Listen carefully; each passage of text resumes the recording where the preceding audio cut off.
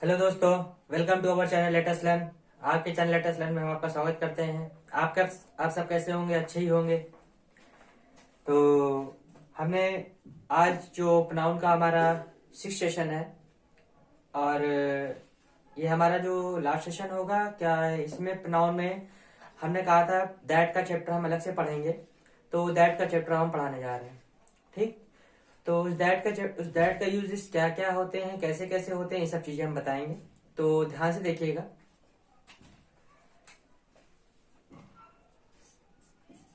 तो हम यहाँ पे क्या पढ़ने वाले हैं? दैट का यूज यूज ऑफ दैट।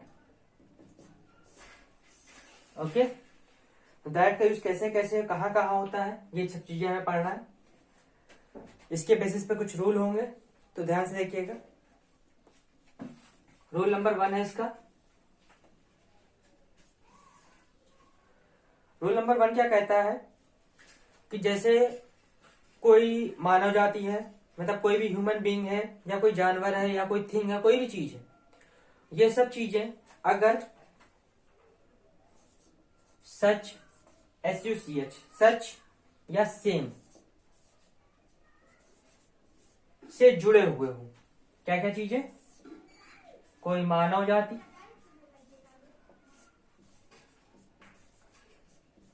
वस्तु तथा जानवर।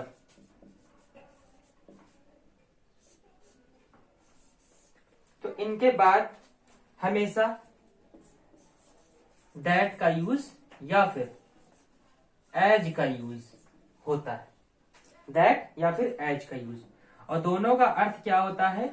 जो। क्या होता है? जो। ठीक है। और ये कैसे प्रोनाउन है?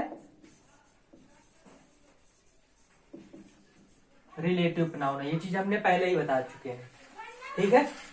तो हमने क्या बताया कि जब कोई मानव जाति, वस्तु या जानवर सच या सेम के साथ जुड़े होते हैं, तो उनके बाद हमेशा या तो दैट लगता है या तो एज लगता है। ओके। तो अब देखिएगा example.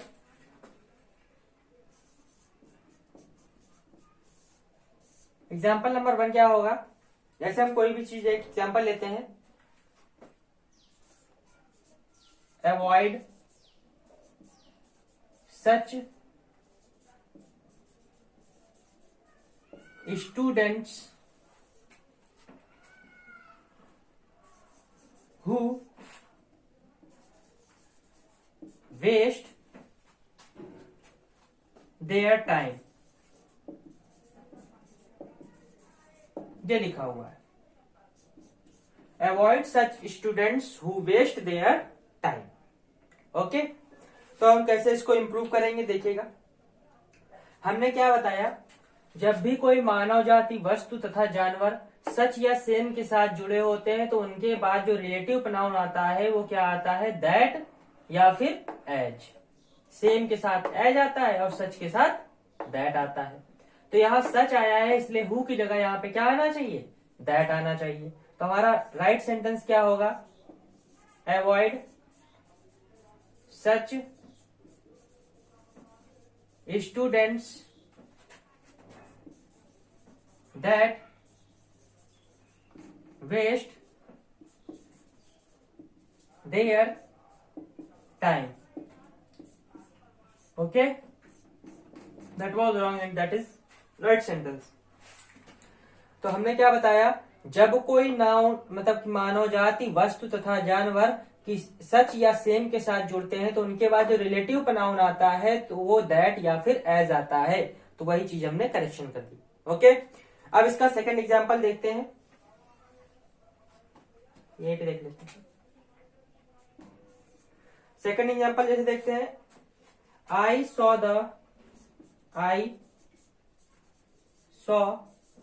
The same beggar। I saw the same beggar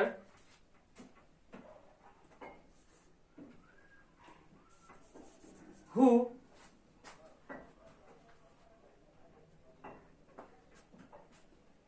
begging, who was begging from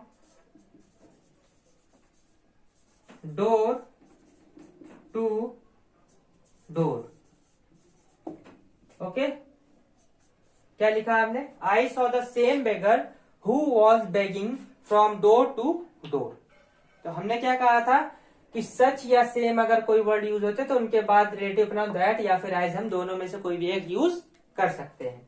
तो यहाँ पे हम देख रहे हैं कि जो बेगर एक मानव जाति है और ये सेम के साथ जुड़ा हुआ है, इसलिए इसके साथ हम दैट या एज का यूज कर सकते हैं. तो हम यहाँ पे यूज कर देते हैं.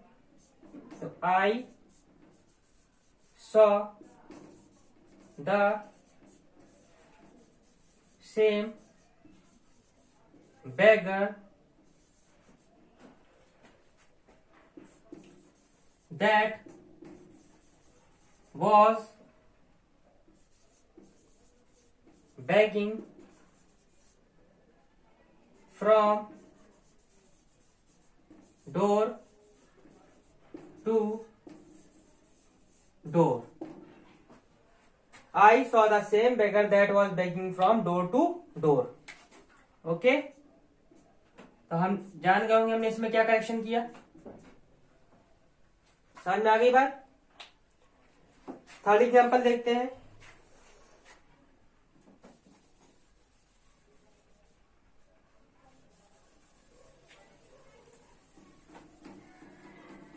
अगर आपको हमारा सेशन अच्छा लग रहा हो तो इसे प्लीज जल्दी से जल्दी लाइक करिए और ज्यादा से ज्यादा लोगों में शेयर कीजिए.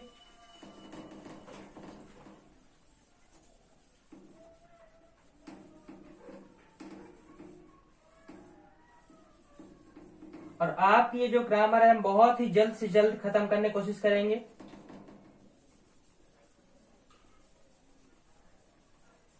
और बहुत ही सॉल्ट ट्रिक्स के आधार पे और सिर्फ रूल वाइज के आधार पे हम खत्म कर देंगे और आपको समझ में भी बहुत अच्छी तरीके से आएगा, ऐसा पढ़ाएंगे. अब एग्जाम्पल नंबर थर्ड है, देखिएगा. जैसे लिखा है ही gave such an answer. He gave such an answer which I expected. Okay, he gave such an answer which I expected. तो हमने कहा था कि जब भी कोई भी मानव जाति, वस्तु तथा जानवर कोई भी चीज है जो सच के साथ या सेम के साथ जुड़ा है तो हम दैट या एज का यूज कर सकते हैं. तो हम यहां पे जैसे यूज करेंगे कि he gave such an answer as I expected.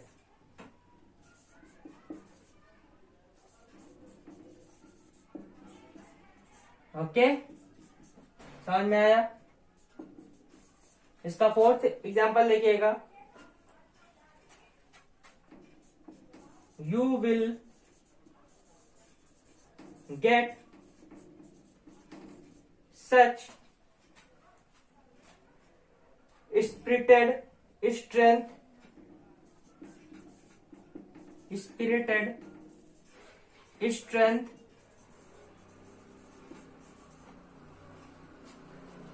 which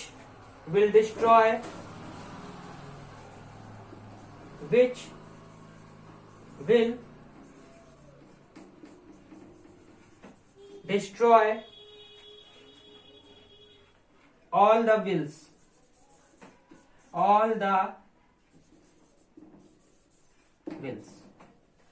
okay, तो हमने जैसा बताया कि सच या सेम के साथ जुड़ेगा तो यहाँ पे रिलेटिव प्रोनाउन विच का यूज नहीं, दैट या एज का यूज होगा. तो विच को हटा करके हम किसका यूज करेंगे? एज का यूज कर देंगे. दैट का भी यूज कर सकते हैं, गलत नहीं माना जाएगा इसलिए. ओके, तो यहाँ पे आप चाहे दैट का यूज करिए चाहे एज का. हमने दोनों यूज करके दिखा दिए ताकि आपको समझ में आ जाए कि हम दैट का भी यूज कर सकते हैं और एज का भी यूज कर सकते हैं. दोनों ही यूजेस सही होंगे. ओके, तो जैसे हमने पहले बताया ही gave such an answer which I expected, तो विच की जगह यहाँ पे क्या आ गया, एज आ गया। ऐसे ही यहाँ पे विच की जगह क्या आ गया, एज आ गया। तो आई थिंक आपको ये रूल समझ में आ गया होगा कि सच या सेम के साथ अगर कोई मानव जाति वस्तु तथा जानवर जुड़ते हैं तो उसके साथ जो रिलेटिव प्रोनाउन यूज होता है वो होता है दैट या फिर एज होता है। ओके, अब हम सेकंड रूल बताने जा रहे हैं इसी का, दैट को लेकर के। तो देखिएगा,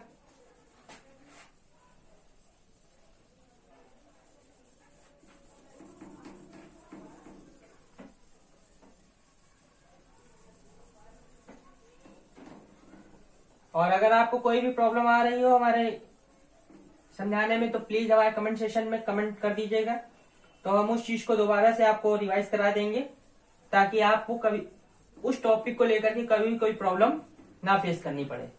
तो एक एक टॉपिक को क्लियर करते हुए चलिए ताकि आपको कभी कोई प्रॉब्लम ना फेस करनी पड़े। जब भी कोई ग्रामेटिकल एरर आए आप आसानी से उसको देखते ही सॉल्व कर दें, वो भी 2 सेकंड के अंदर। ओके, अब जैसे हम सेकंड रूल देखने जा रहे हैं, रूल नंबर 2। रूल नंबर 2 क्या है, देखिएगा, कुछ वर्ड्स होते हैं जैसे कि ऑल, नथिंग, एवरीथिंग,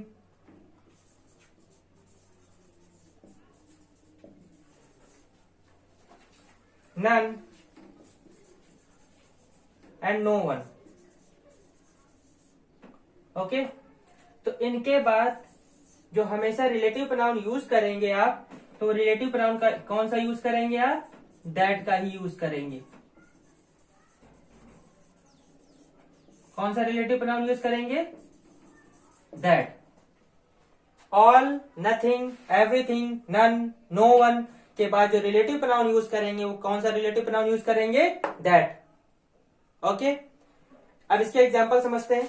एक एग्जांपल अब बहुत बार दोहराते होंगे कि all which glitters is not gold. तो आपको ये करेक्शन यहाँ पे पता ही चल गया होगा कि ये रॉन्ग होगा, क्योंकि आप ये पढ़ते रहते हो, सेंटेंस आप बहुत बार पढ़ते हो। तो ये सेंटेंस राइट सेंटेंस क्या होगा आपको पता होगा कि all that glitters is not gold, means हर चमकती चीज सोना नहीं होती है। ओके, हर वो चीज जो चमकती है सोना नहीं होती है। ठीक है, ऐसे ही एक सेकंड एग्जांपल लेते हैं, नीचे नोट कर देते हैं। सेकंड एग्जांपल जैसे लिया कि there was nothing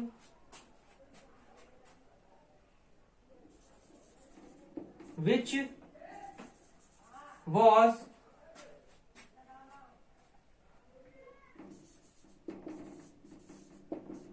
difficult for you। There was nothing which was difficult for you। वहां पे कुछ भी ऐसा नहीं है जो तुम्हारे लिए डिफिकल्ट हो। तो नथिंग हमने क्या बताया, all, nothing, everything, none, no one के बाद अगर आप कोई भी रिलेटिव प्रोनाउन यूज कर रहे हैं तो क्या यूज करेंगे आप, दैट यूज करेंगे। तो नथिंग आया है, नथिंग के बाद रिलेटिव प्रोनाउन विच का यूज हो रहा है जो कि हम यूज नहीं करेंगे, इसकी जगह क्या यूज करेंगे, that. There was nothing that was difficult for you. Okay, समझ में आ गया। अब इसका एक थर्ड एग्जाम्पल और देखते हैं।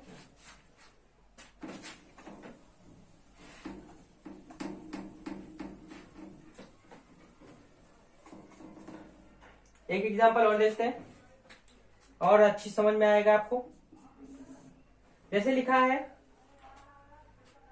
he has no satisfaction, he has no satisfaction which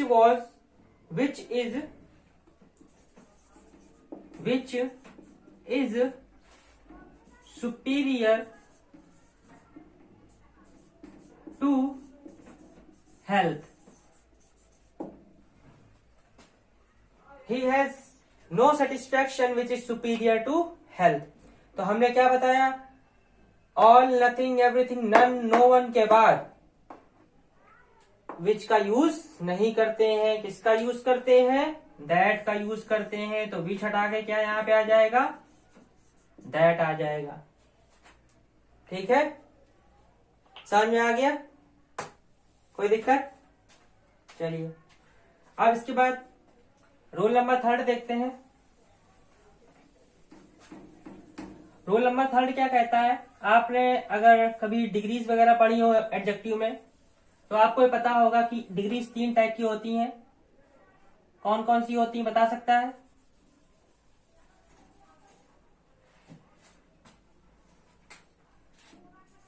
तो रूल नंबर 3, तो डिग्रीज हमने कहा था 3 टाइप की होती है, positive, comparative and superlative degree. Good, better, best, bad, worst, worst. तो ये 3 डिग्रीज होती हैं। तो यहाँ पे जो हमने तीसरा रूल बताने जा रहे हैं वो उस डिग्री से रिलेटेड है। तो तीसरा रूल क्या है, जैसे आपको पता है कि सुपरलेटिव डिग्री, किसकी बात कर रहे हैं हम, सुपरलेटिव डिग्री। ये तो पता ही है कि अपने पहले क्या रखती है, दा रखती है, ठीक है। लेकिन इसके बाद अगर आप कोई रिलेटिव प्रोनाउन यूज करने जा रहे हैं, क्या यूज करने जा रहे हैं, रिलेटिव प्रोनाउन यूज करने जा रहे हैं, तो क्या यूज करेंगे आप, दैट का यूज करेंगे। किसका यूज करेंगे, दैट का यूज करेंगे। सुपरलेटिव डिग्री अपने पहले हमेशा दा रखती है, तो पता ही होगा, the best, the most beautiful girl. तो इस तरीके से क्या होता है, ये दा अपने आगे रखती है। और इसके बाद रिलेटिव प्रोनाउन क्या हम यूज करेंगे, दैट का यूज करेंगे। ओके, जैसे इसके बेस पे कुछ एग्जांपल्स ले लेते हैं। जैसे एग्जांपल नंबर 1 हम लेंगे। एग्जांपल नंबर 1 क्या कहता है, this is the best, this is the best which, this is the best which you should do, this is the best which you should do। तो हमने अभी ऊपर क्या रूल बताया, सुपरलेटिव डिग्री अपने पहले हमेशा दा रखती है, और अपने बाद अगर कोई रिलेटिव प्रोनाउन आएगा तो वो क्या आएगा, दैट आएगा। क्या आएगा, दैट आएगा। तो यानी कि यहाँ पे विच को हटा के क्या लिख देंगे, दैट। तो इसका क्या बनेगा right sentence, this is the best that you should do. Okay, समझ में आया? अब इसका एक सेकंड एग्जांपल देखिएगा। तो ये चीज समझ में आ गई, this is the best which you should do का क्या बनेगा, this is the best that you should do. Okay, superlative degree के बाद अगर कोई रिलेटिव प्रोनाउन यूज होगा वो सिर्फ एक होगा, वो है दैट। ओके, तो अब इसका सेकंड एग्जांपल देखिएगा। The way is the shortest, the way is the shortest, आपको दिख रहा है सुपरलेटिव डिग्री आ गई है, शॉर्टेस्ट।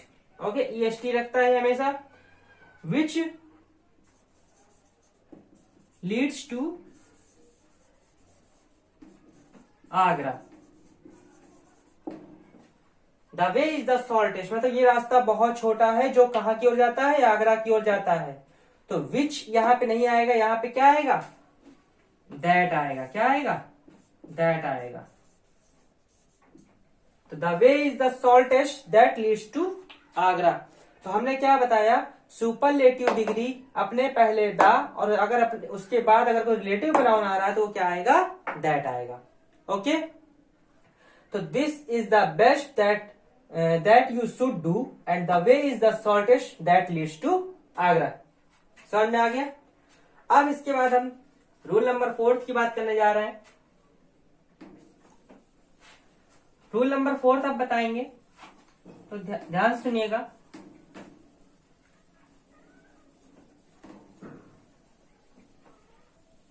और इस प्रोनाउन के बाद हम आपको एक चैप्टर है आर्टिकल्स, पहले वो पढ़ाएंगे, उसके बाद हम आपको वर्ब पढ़ाएंगे, फिर एडजेक्टिव पढ़ाएंगे। ओके, तो देखते रहिएगा।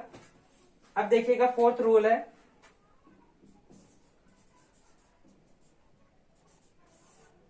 रूल नंबर 4 क्या कहता है। जैसे कोई दो चीजें, एक मानव, पहला वाला जो है मानव है, और जो दूसरी वस्तु है या तो कोई वस्तु है या कोई जानवर है। मतलब समझ लेते हैं, जैसे कोई चीज है, यहां पे कोई मानव जाति है,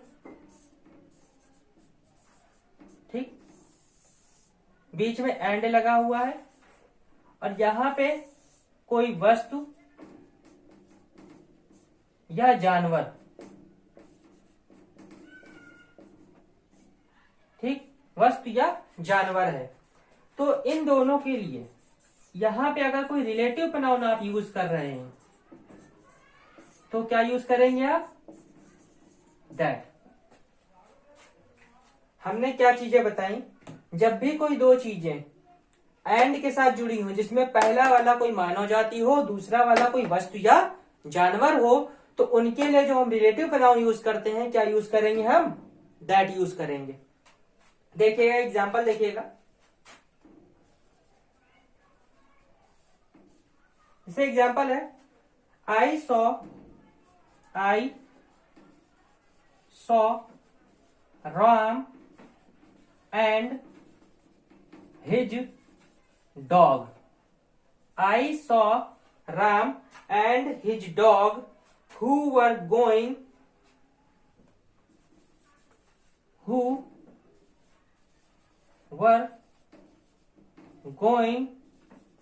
on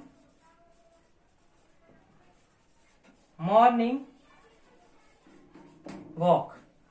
I saw Ram and his dog who were going on morning walk. तो ये सेंटेंस लिखा हुआ है, इसमें हम देख रहे हैं दो चीजें, दो सब्जेक्ट है, एक राम और एक हिज डॉग। ये दोनों एंड के साथ जुड़े हुए हैं। इसमें पहला वाला एक मानव जाति है, दूसरा वाला एक जानवर है। तो इसके लिए जो रिलेटिव प्रोनाउन यूज करेंगे वो क्या यूज करेंगे हम, दैट यूज करेंगे। और यहाँ पे क्या यूज हुआ है, हु का यूज हुआ है। क्या सही होगा, नहीं। तो इसकी जगह क्या लिखेंगे, हु की जगह हम दैट। ओके, तो यानी यहाँ पे क्या आएगा, I saw Ram and his dog that were going on morning walk. Okay, समझ में आया। अब इसका एक सेकंड एग्जांपल देखते हैं। सेकंड एग्जांपल क्या है, जैसे सेकंड एग्जांपल लेते हैं कि there were Hema and her cat who was playing in the garden. There were Hema and her cat who was playing in the garden. अब देखिएगा, अब यहां पे आपको करेक्शन करना है। देखिए, there were Hema and her cat. Hema एक मानव जाति है, कैट एक जानवर है, दोनों एंड के साथ जुड़े हैं, रिलेटिव प्रोनाउन दैट आएगा, हमने दैट कर दिया। बट क्या अभी हमारा सेंटेंस राइट रहेगा? हमने आपको, अगर आपको ध्यान होगा कि अभी हमने पीछे साइड पढ़ाया हुआ है, जब भी कोई दो सब्जेक्ट एंड के साथ जुड़ते हैं तो उसके बाद जो भी हेल्पिंग वर्ब आएगी वो कैसी आएगी, प्लूरल आएगी। तो यहां पे भी हेल्पिंग वर्ब कैसी आनी चाहिए, प्लूरल आनी चाहिए, यानी कि वॉज की जगह क्या आना चाहिए, वर आना चाहिए। तो यानी यहां पे करेक्शन दो होंगे, were playing in the garden. तो इसलिए आपको ग्रामेटिकल एरर में सिर्फ एक एरर देखते हुए नहीं चलना है, आपको उसमें जितनी एरर्स हो, जितने भी हमने रूल्स पढ़ाए हैं, उस रूल के अकॉर्डिंग जितने भी इसमें चीजें हैं, उन सब चीजों को आपको करेक्शन देखना है और उसको ठीक करना है। ओके, समझ में आ गया? कोई दिक्कत? पक्का? नेक्स्ट बढ़ते हैं आगे। तो ये रूल नंबर 4 समझ में आ गया होगा, ठीक है। अब हम पढ़ाते हैं रूल नंबर 5। रूल नंबर 5 क्या कहता है, देखिएगा।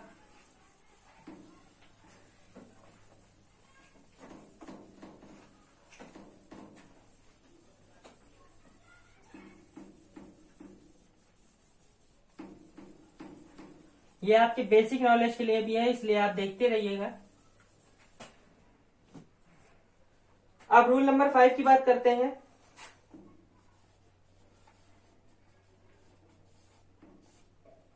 रूल नंबर 5 क्या कहता है, जैसे कोई सेंटेंस है, ठीक है, कोई सेंटेंस है, इंट्रोगेटिव प्रोनाउन से स्टार्ट हो रहा है। किससे स्टार्ट हो रहा है, इंट्रोगेटिव प्रोनाउन। इंट्रोगेटिव प्रोनाउन आपको पता है कुछ ही होते हैं, कितने होते हैं, 4 होते हैं। कौन कौन से होते हैं, व्हाट होता है, ठीक है, हु होता है, वेयर होता है, विच होता है, ये 4 होते हैं। कौन कौन होते हैं, what, where, which and who, ये 4 आपके इंट्रोगेटिव प्रोनाउन में आते हैं। तुमने यहां पे लिखा इंट्रोगेटिव प्रोनाउन से स्टार्ट होने वाले सेंटेंस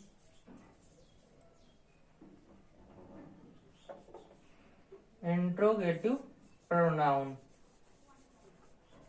ठीक। कौन कौन से हमने बताया, व्हाट बताया, वेयर बताया, विच बताया एंड हु बताया। इनसे जो कोई भी सेंटेंस स्टार्ट होगा, ठीक, और उसके बाद यहां पे कोई रिलेटिव प्रोनाउन हम यूज कर रहे होंगे। तो जो रिलेटिव प्रोनाउन आप यूज करोगे वो आपको पता है क्या होना चाहिए, दैट होना चाहिए। क्या होना चाहिए, दैट होना चाहिए। तो हमने क्या बताया, अगर कोई सेंटेंस इंट्रोगेटिव प्रोनाउन से स्टार्ट हो रहा है तो उसके बाद जो भी हम रिलेटिव प्रोनाउन यूज करेंगे तो वो कौन सा यूज करेंगे, दैट यूज करेंगे। चलिए देखते हैं, कुछ एग्जांपल्स देखते हैं। जैसे कि एग्जांपल नंबर अगर हम 1 देखें तो एग्जांपल नंबर 1 क्या कहता है कि जैसे लिखा है, व्हाट इज द प्रॉब्लम, क्या है, what is the problem which you can not solve. क्या बोला हमने, what is the problem which you can not solve. तो आप यहां पे देख रहे हो, क्वेश्चन मार्क आएगा, आप यहां पे देख रहे हो कि ये किससे स्टार्ट हो रहा है, इंट्रोगेटिव प्रोनाउन से स्टार्ट हो रहा है। जब इंट्रोगेटिव प्रोनाउन से स्टार्ट हो रहा है, यहाँ पे आप देख रहे हो एक रिलेटिव प्रोनाउन जुड़ा हुआ है, विच। तो हमने क्या बताया, जब भी इंट्रोगेटिव प्रोनाउन से स्टार्ट होगा तो उसके बाद जो रिलेटिव प्रोनाउन होगा वो क्या हम लगाएंगे, दैट लगाएंगे। इसलिए यहाँ पे विच को हटा के क्या लगाएंगे हम, दैट लगाएंगे। तो हमारा राइट सेंटेंस क्या होगा, what is the problem that you can not solve, what is the problem that you can not solve. Okay, अब इसके बाद हम सेकंड एग्जांपल देखते हैं। सेकंड एग्जांपल क्या कहता है, is the book, which is the book which is very interesting। क्या है, which is the book which is very interesting।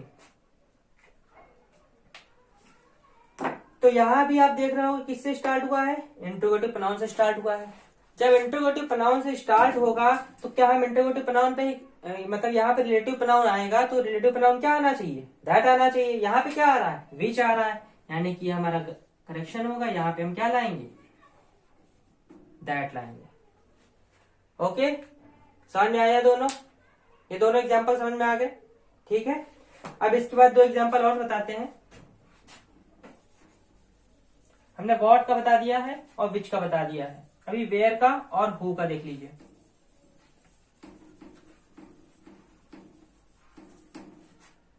जैसे कि वेयर के लिए क्या लिखा हो, थर्ड एग्जांपल है, where is the bike, where is the bike which has been repaired, which has been repaired by Mohan. ठीक, ऐसे ही एक फोर्थ और ले लेते हैं, फिर दोनों साथ में बता देंगे। जैसे लिखा है Who is Ravi who abuses you? Okay, ये आपको दो सेंटेंस दिए गए। एक दिया गया where is the bike which has been repaired by Mohan, एक दिया गया who is Ravi who abuses you. तो आप यहाँ पे देख रहे हो कि हमने बताया है कि वेयर, वॉट, विच, हु, इन चारों से चालू होने वाले अगर कोई सेंटेंस है तो उसके बाद जो रिलेटिव प्रोनाउन आएगा वो क्या आना है, दैट आना है। इसलिए यहाँ पे ये विच नहीं आना है, यहाँ पे क्या आएगा, दैट आएगा। ऐसे ही यहाँ पे हु इज रवि के बाद यहाँ पे हु नहीं आएगा, क्या आएगा, दैट आएगा। ओके, आई थिंक आपको ये पांचों रूल जो हमने अभी बताए वो आपको समझ में आ गए होंगे। ठीक है, इसको नोट कर लीजिएगा। तो अगर आपको हमारा सेशन बहुत अच्छा लगा हो तो प्लीज इसे लाइक करिए और ज्यादा से ज्यादा लोगों में शेयर कीजिए और इसे सब्सक्राइब कर लीजिए और उसके बगल में जो रेड एक बेल बनी होगी उसको प्रेस कर दीजिएगा, ताकि आपको हमारी जितने भी वीडियोज हम डालते जाएं उसकी लेटेस्ट नोटिफिकेशन आपको मिलती जाए। और अगर आपको किसी भी ग्रामर को लेकर के किसी भी सब्जेक्ट ग्रामर को लेकर के कोई भी अगर आपको ऐसा कोई मिलता है, लेसन चैप्टर मिलता है जिसको आपको नहीं समझ में आ रहा है, तो उसको आप कमेंट सेक्शन में आप कमेंट कर दीजिए, और जिससे कि हम आपको वो चैप्टर और अच्छे से बता पाए। और इसके बाद हमने आपको कहा था इस प्रोनाउन के सेशन के बाद हम आपको क्या पढ़ाएंगे, आर्टिकल्स पढ़ाएंगे। आर्टिकल्स जिन्हें मतलब कि जिनका यूज भी बहुत ज्यादा यूज होता है और कई जगह इनका यूज नहीं होता, वही पता होना चाहिए कहाँ का इनका यूज नहीं होता है। तो ये सब चीजें हम आपको कल बताएंगे। तो अगर आपको हमारा सेशन अच्छा लगा तो इसे लाइक जरूर करिएगा। और आज का सेशन हमारा यही खत्म होता है और प्रोनाउन का चैप्टर भी। Thank you, tata, bye bye.